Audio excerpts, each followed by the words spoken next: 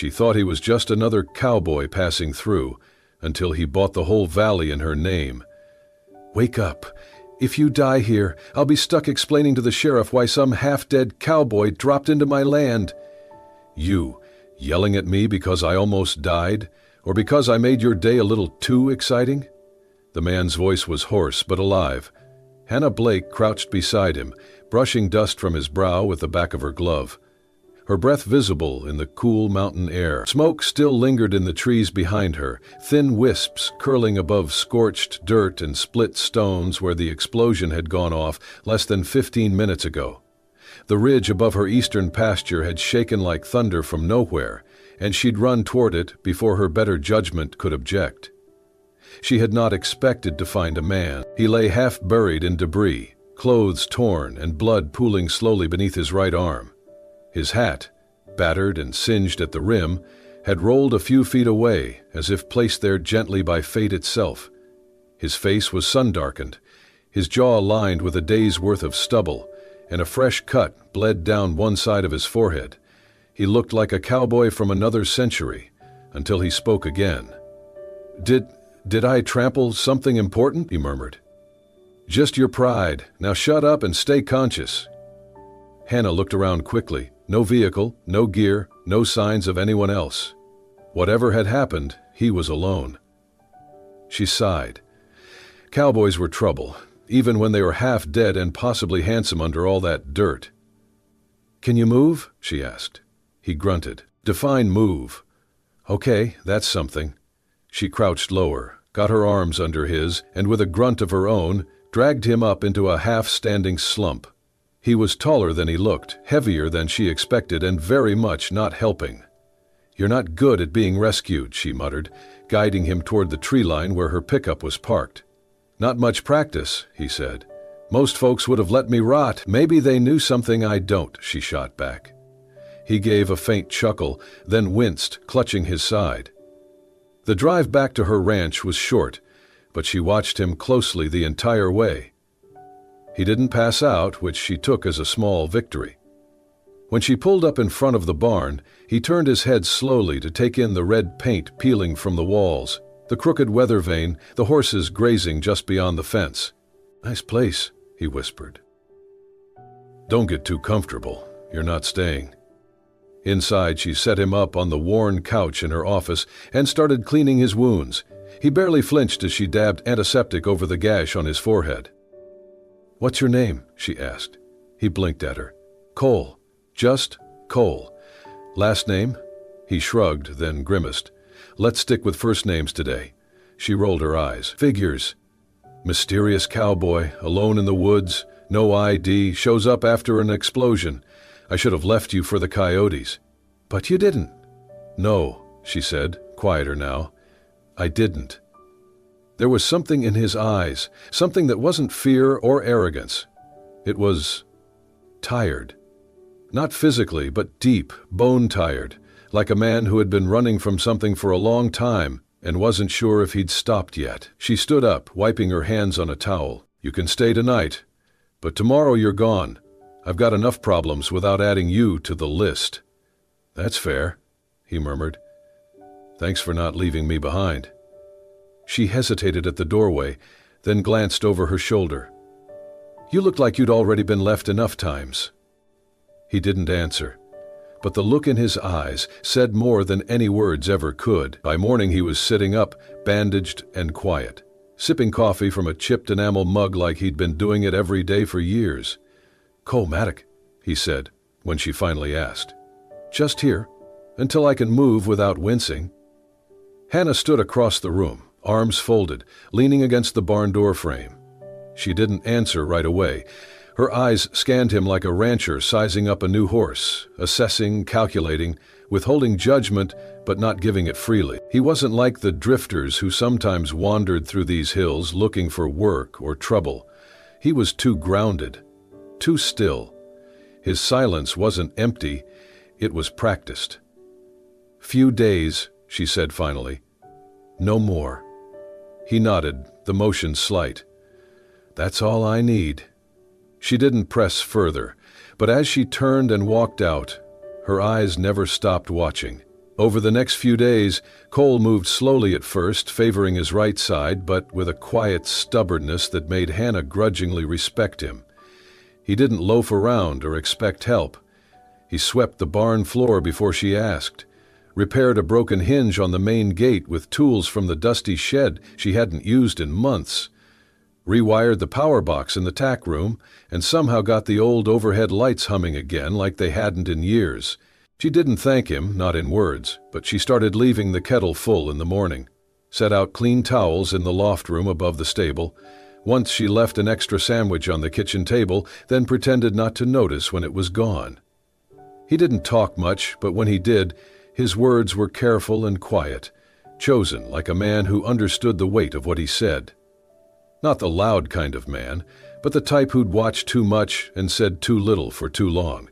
"You've got erosion forming near the lower paddock," he said one morning, kneeling beside the trough. "The runoff from the east slopes cutting into your topsoil.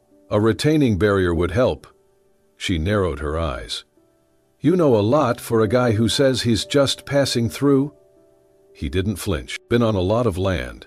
Too much land, she thought, and probably not his own. The ranch had seen many men. Repairmen, buyers, debt collectors. Cole wasn't any of those, but he didn't exactly fit in either. He moved with a purpose, but not one she could name. One afternoon, she found him kneeling beside Dusty, her oldest mare, brushing out the tangles in the horse's thick mane. Dusty didn't let just anyone near her. She was moody, protective, and old enough to remember better days. But there she stood, calm and quiet, her eyes half-lidded as Cole ran the brush through her coat like he'd known her forever. "You used to work with horses?" Hannah asked, arms crossed, watching from the barn entrance. He didn't look up. "Not really," he said, "but I spent time around people who should have treated them better." Something about the way he said it made her pause, like every word had a shadow behind it. That night, long after he'd gone to sleep in the loft and the ranch had gone quiet, she sat at the old desktop in her father's study and typed his name into the search bar. Nothing jumped out at first, just a few scattered references. One, older than the others, caught her eye. A regional report mentioning a Cole Maddox, listed as a consultant for Marwood Holdings, a land acquisition firm, infamous across the West. They bought up failing ranch towns, flipped them into resorts, and left locals with nothing but broken fences and court dates. The article described him as a deal-maker with a silver tongue and an iron will. Her stomach twisted. Marwood, her family's land, had once been in their crosshairs. Her father had spent years fighting off offers, threats, lies. They had nearly lost everything. And now one of them, a man who'd worn that suit, signed those papers, was sleeping 20 yards from her front door. The next morning, she found him near the stables, adjusting a loosened post by the corral. She didn't waste time. "So, what do you do, really?" she asked, voice sharp. He looked up, then slowly stood, brushing dust from his palms. "I used to work in land negotiations," he said. "Corporate deals, resorts, infrastructure, whatever made money." She scoffed. "Let me guess, you came to look at the valley, run numbers, pass it off to the next buyer?" "No," he said quietly. "I left that life a long time ago." "People like you don't change." He looked her dead in the eyes. Sometimes they do. Sometimes they see what they've done and get tired of watching good land go to the wrong hands. She stared at him, her face hard but her heart already shifting. She didn't say a word, and she didn't tell him to leave. For Cole, that silence was more mercy than he deserved. The black SUV kicked up a storm of dust as it pulled up the gravel road, stopping with military precision outside the barn. Hannah was hauling feed when she heard the crunch of boots on dry dirt, followed by a voice that made her heart both stiffen and ache. "Still stacking your own bags, Hannah? I thought by now you'd have someone doing the heavy lifting for you." She turned, and there he stood, Brigadier General Richard Blake, retired but still steel in posture and voice. The man who had raised her after her parents died young. The man who'd taught her how to shoot, ride, stand tall, and never let emotions dictate decisions. The man she hadn't seen in 4 years. Nice to see you too, she said, brushing straw from her hands. He nodded once, then scanned the property like he was assessing a battlefield. It hasn't changed much. It wasn't supposed to. He looked past her toward the stable, where Cole was saddling one of the horses. His eyes narrowed. Who's that? Guest, she replied. Recovered from a fall near the East Ridge. Helping out while he heals. Richard's jaw tightened. You're letting strange men sleep under your roof? Hannah's face hardened. He's not a stranger anymore. That's not the point. No, I think it is. They stood in silence. The wind carried the scent of hay and old wood. Richard stepped forward, lowering his voice. I came because it's time you stopped doing this alone. There are investors moving into the valley, friends of mine, people who can protect this land, preserve your future. She folded her arms. Let me guess, one of those people happens to have a son you'd like me to marry. Logan is a good man, educated, successful. He could make this place thrive, turn it into more than just a memory farm. It's not for sale, she said flatly. Not the land, Hannah. You. She went still. Excuse me? I mean your time, your future. This life, working sun up to sundown alone out here like some frontier widow. It's not sustainable. You need someone solid beside you. She stared at him for a long moment, then said, voice cold, You want me to marry Logan because it makes you feel like you've completed your mission, secured the legacy. Not because it's what I want. It's what your parents would have wanted. You didn't know my parents, she snapped. They died when I was 5. You raised me to be strong, not submissive. I'm not a pawn in some political marriage. He looked toward Cole again, who was now walking toward the fence with a bucket of oats. So instead you're entertaining cowboys with no past and no purpose? Cole is not your concern. Richard's voice sharpened. He is if people start talking. You know how it looks, Hannah. You, alone with some drifter. It puts your name and mine under a light I don't care to explain. Her voice was quiet, but unshakable. Then don't. I don't need your approval. I never did. He stepped back, surprised by the edge in her voice. You raised me to defend what I believe in, she said. Well, I believe in this ranch, in the land, in making my own choices. If that costs your pride, then maybe pride was never worth keeping. Richard's jaw worked for a moment, but he said nothing, just turned and walked back to his SUV. Before he climbed in, he said without looking at her, Don't say I didn't warn you. She didn't answer. But as the engine roared away and the dust rose behind it, she felt something deep inside her settle. She had chosen her own side. And she wasn't alone. The afternoon sun was soft on the hills, casting long shadows across the barnyard as Hannah adjusted a saddle in the tack room. Outside, the low murmur of conversation drifted in, voices she didn't recognize. Curious, she stepped out, wiping her hands on her jeans. Will, her stable hand, stood near the fence, talking with an older rancher from across the ridge. They paused when they saw her. The man squinted, leaning on the top rail. That fellow staying here tall, quiet, knows his way around a fence post? Hannah nodded cautiously. Cole, why? The rancher shook his head slowly. Didn't expect to see him in a place like this. You don't know who he is? Hannah frowned. He said he used to work in land management. The rancher gave a humorless laugh. That's one way to say it. Folks used to call him the silent sweeper, moved through valleys like a ghost. Friendly handshake one day, bulldozers the next. Whole community's gone. He worked for Marwood Holdings, ruthless outfit. If he's here, I'd double-check your fence lines. Her stomach dropped. The man tipped his hat and walked off, but the words clung to her like burrs. Silent sweeper. Community's gone. That evening, she found Cole in the barn, brushing down Dusty. The air between them shifted the moment she stepped in. Who are you really? She asked, her voice like steel. He looked up, brush still in hand, and something in his eyes said he already knew this moment would come. I told you, my name's Cole Maddox. No, she snapped. Not the name, the truth. Were you really the man who helped bury entire towns for profit? He slowly set down the brush. Yes. The word landed like a stone between them. She stared, jaw clenched. Why didn't you tell me? Because I didn't come here to talk about the man I used to be.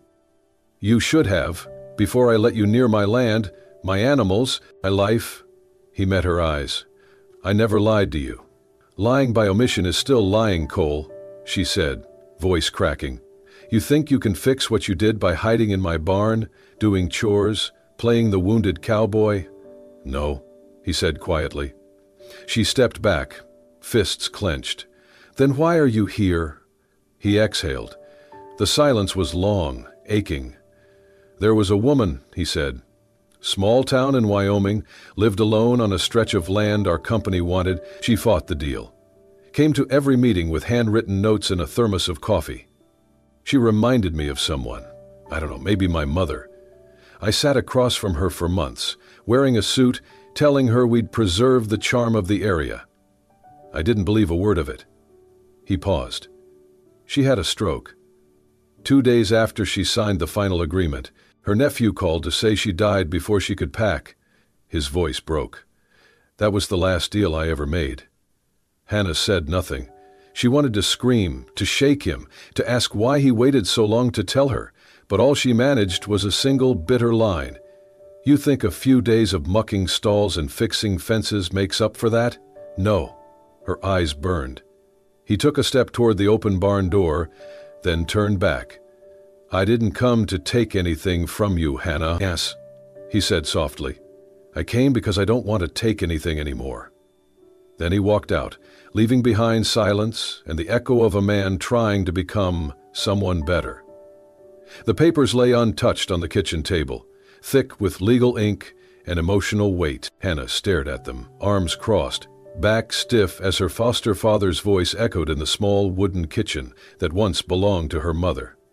This isn't punishment, Richard said firmly, standing tall in his perfectly pressed jacket. It's protection, a path forward. By selling my name to a man I barely know? She shot back. Logan is respectable, successful. His family's invested heavily in the region. A marriage between you two secures the valley, ends all this struggle. It ends me, she said quietly. Richard's jaw twitched, but he didn't speak. They'll clear your debt, he added. You'll keep the ranch, the horses, your name, but it won't mean a thing if you're sleeping with a broken heart every night. Then I'll sleep alone, she said, her voice stronger now. But I'll sleep as myself. He stepped back, disappointment a shadow behind his stern eyes. Then you're on your own, he said. I've kept this ranch afloat longer than you know, but not another cent. You want freedom, then pay the price for it. And he left, the screen door slamming behind him like the end of a war. The next morning, the sky was dark with low clouds, and Hannah walked slowly into the barn, dragging her boots. She stopped at the stall where Sable, her oldest therapy mare, nuzzled her palm gently. I'm sorry, she whispered.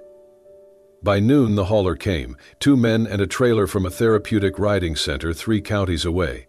It was a good place, she had made sure of that. But watching the horses load one by one felt like peeling parts of herself off and boxing them for someone else to claim. Sable was the last to go. When the trailer rolled out of sight, the rain began. She stood in the empty barn, arms folded tightly, chest hollow, the soft patter of rain barely masking the sound of something breaking inside her. That night, she stayed out in the barn. No lights, just her, the creaking wood, and the storm's lullaby. She sat on an overturned feed bucket, staring at the empty stalls. Then, the door creaked open. She didn't turn around, but she knew the footsteps, the rhythm of boots she had memorized in silence. Cole stepped in, soaked to the skin. He said nothing, just carried a tarp under one arm and started folding empty saddle blankets near the tack wall. "What are you doing here?" she asked, her voice barely a whisper. He didn't answer right away. Then finally, softly, "I heard you sold the herd." She wiped her cheek, but no tears showed. Wasn't enough to keep everything, but enough to buy time. He nodded. His hands didn't stop moving. His eyes avoided hers. "I didn't come to ask for forgiveness," he said after a long pause. "I came because I didn't want you to face this alone." "You already left once," she said, voice cracking. "What makes you think showing up in the rain fixes anything?" "It doesn't." "Then why are you here?" He finally looked at her, and in that moment, his face was no longer the guarded cowboy she had saved. It was a man, stripped of pride, stripped of pretense, standing in front of a woman he admired more than he knew how to say. "Because this isn't about fixing," he said. "It's about standing beside you even when I can't fix it." She stared at him, too tired to be angry, too hurt to send him away. He picked up another empty feed bucket, set it beside hers, and sat. No more words. Just two people sitting in a barn, in the rain, surrounded by absence and memory. But for the first time in days, Hannah didn't feel entirely alone. The letter arrived in a plain manila envelope, unmarked except for the state notary's seal pressed deep into the flap. No return address, no warning. Hannah found it tucked between a feed catalog and a final notice from the electric company. She brought it inside, not thinking much of it at first, and set it on the worn kitchen table next to her half-empty mug of cold coffee. The morning light slanted in through the dusty window panes, catching on the steam that no longer rose from her cup. She stared at the envelope for a long moment before opening it. Something in her gut twisting quietly. When she finally broke the seal and unfolded the contents, her hands trembled. It wasn't a bill, not a threat, not a foreclosure notice. It was a packet of legal documents, stamped, sealed, real. She flipped to the final page, and there it was, a single line, centered, clear. Hannah Blake, sole legal owner of the South Valley Range. Her name, her land. Her breath caught, a sharp inhale that didn't release. The kitchen seemed to go still around her. Even the ticking clock above the stove fell silent. She read it again, then a third time. The land she had fought to keep, defended from developers, lied awake nights worrying about, was now legally hers. No more threats, no more bargaining, no more fear. She flipped through the rest of the papers, scanning for clues. A private fund, anonymous donor. The title had been transferred through a third-party trust based in Wyoming, shielding the true source of the purchase. Every loophole closed, every box checked. Her chest tightened, breath coming short and shallow. This wasn't a gift. It was a message. She pushed back from the table, heart pounding in her ears, and stormed out the back door. She didn't bother with her coat. Gravel crunched beneath her boots as she moved fast across the yard, her eyes already searching the horizon, and there he was. Cole stood by the north fence, one hand resting on the weathered post, the other holding a folded piece of paper, faded and yellowed, the edges curled with time. The wind caught the hem of his coat, the same one he wore the day she dragged him out of the smoke and dirt. She marched toward him, jaw tight, fists clenched around the legal packet. "Was it you?" He didn't move, didn't flinch, just looked at her with those steady, unreadable eyes. "You already know the answer." She held out the papers, her voice shaking. This is everything. Do you even understand what you did?" He nodded, slow and solemn. "I do." "Why?" she asked, barely a whisper. He looked down at the paper in his hand, a map, hand-drawn, faded pencil lines marking old fence lines and creeks, with her father's initials scrawled in one corner. "You showed me this map once," he said. "Told me how every inch was fought for, fenced by hand, held together with grit and love. I've bought and sold land my whole life, Hannah, for people who never stepped foot on it. I sold forests I never walked, hills I never breathed on. I thought it was just business." He paused, the wind lifting his hair. "But when I came here, when I saw you, what this land meant to you, I realized I hadn't just taken land from people all those years. I'd taken pieces of their soul, and maybe mine too." Her throat tightened. "This wasn't your burden to fix," she said, her voice thick. "You didn't owe me anything." "No," he said, "but I owed myself something, a chance to do one thing right." She took a step closer, searching his face. "You gave up everything, didn't you?" "I gave up what never really belonged to me." She looked back at the papers in her hands. "You could have left, disappeared, no one would have known." He smiled faintly. "I almost did. But the wind never stays, Hannah. And I needed to." The silence between them stretched, full, heavy, sacred. The wind carried the faint scent of cedar and the first drops of rain. She reached out and gently took the map from his fingers. Her voice was soft, but certain. "You didn't just give me land, Cole. You gave me back my voice." He met her eyes, and in that moment she didn't see the man who'd once taken land for a living. She saw the man who had fought to become more than what the world had made him. The sun was beginning its slow descent behind the western ridge, casting long, golden shadows that stretched across the valley like fingers from the past, reaching into the present.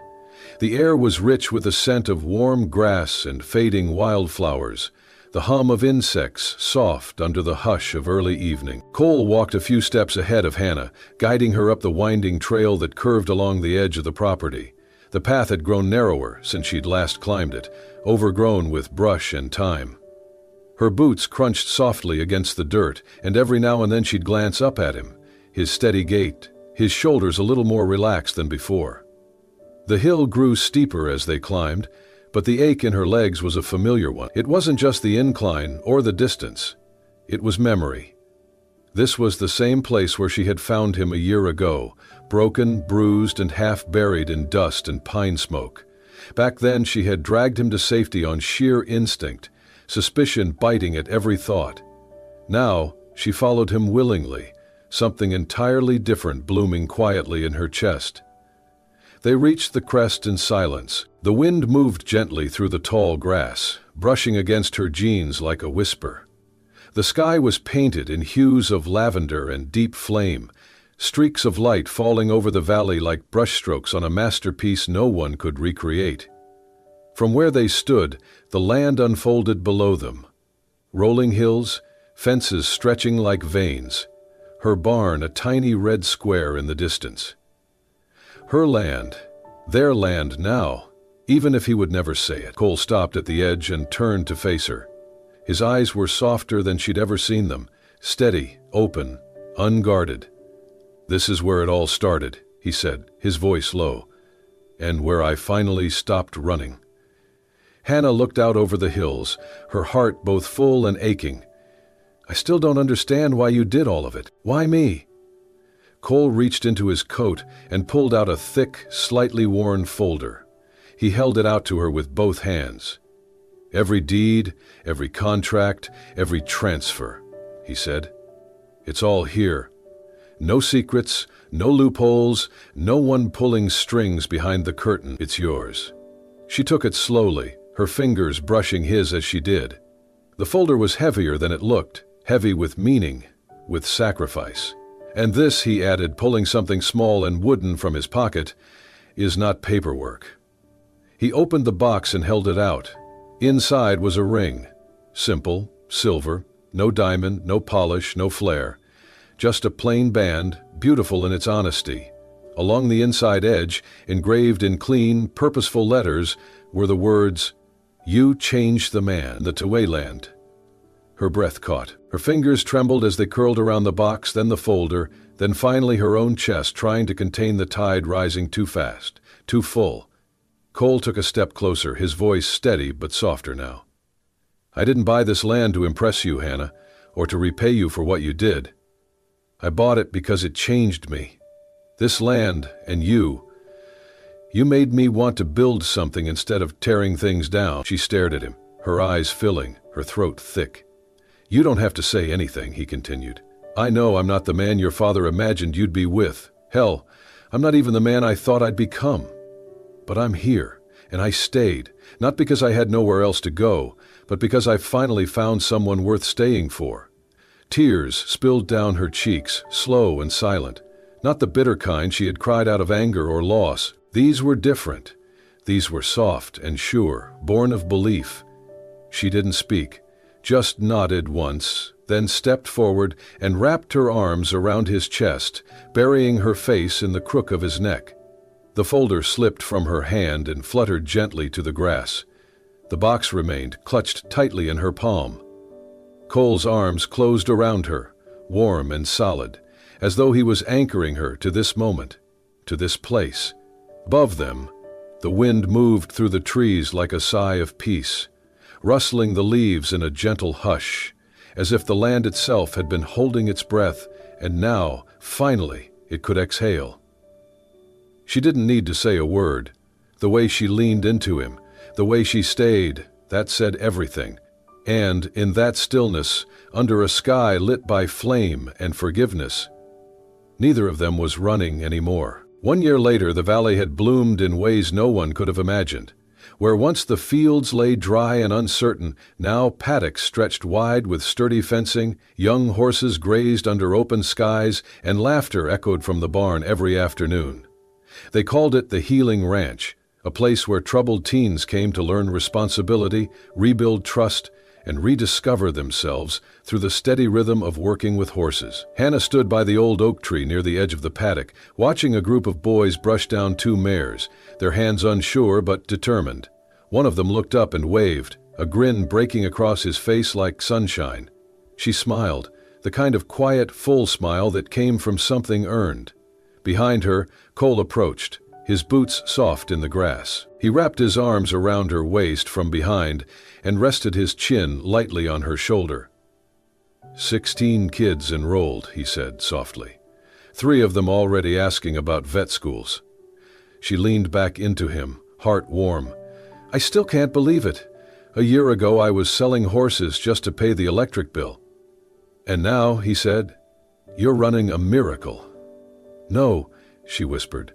We're running it, together. They stood in silence for a moment, watching the sun settle behind the western ridge. The land was still the same, windy and wild, but now it held something more. Roots, not just of trees, but of people. From behind them came the sounds of music and chatter as the harvest festival began.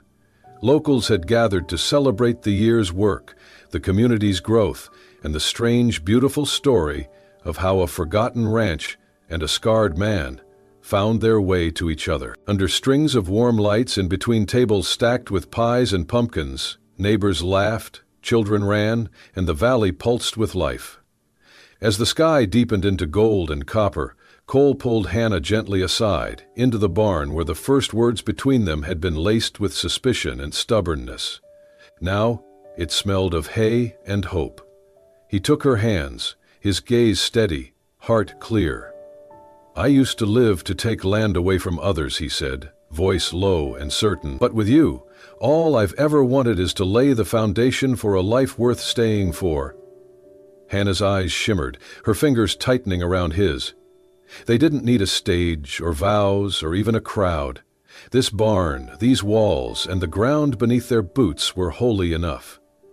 Outside, the wind shifted, rolling gently through the valley, as if blessing what they'd built. And hand in hand, Hannah and Cole stepped into the night, 2 people who once carried nothing but regret, now walking on land that finally felt like home. And so, from a violent explosion in a disputed valley to a quiet home built on love and redemption, Hannah and Cole proved that even the most broken pasts can give birth to a future worth fighting for. They didn't just save the land, they saved each other, not with grand gestures, but with daily choices, to stay, to heal, to believe again. If this story touched your heart, don't forget to like, share, and subscribe to Soul-Stirring Stories, where we bring you unforgettable tales of love, resilience, and second chances. Thank you for watching. We'll see you in the next story that stirs your soul.